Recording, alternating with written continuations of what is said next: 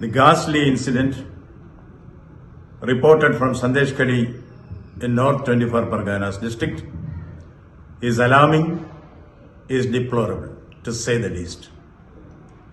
It is the bounden duty of a civilized government to stop barbarism and vandalism in a democracy.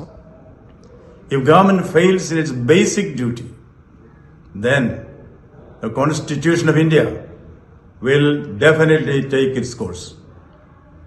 As governor, I reserve all my constitutional options for appropriate action at the appropriate moment.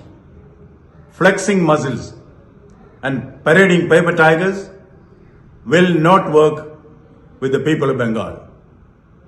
Jungle Raj and Gundagiri will work in a fool's paradise.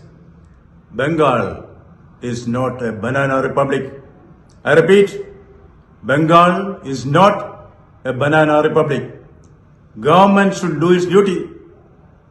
Those who think they can rule through dons and soon will they find themselves to be Don Quixotes.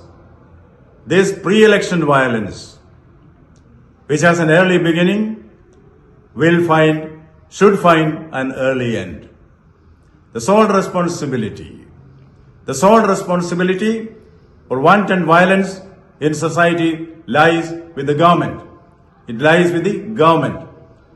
Government may better open up its eyes and see the reality and act effectively to face the consequences. The ostrich-like attitude of the police who pretend not to see the reality around, not to see the lawlessness around should go. The perpetrators of violence, and more so, their political abettors, will soon be made to realize you can fool some people for all times and all people for some times, but not all people for all times, not all people for all times. It is high time that we call stops to violence and hooliganism. In Bengal, violence will come to an end.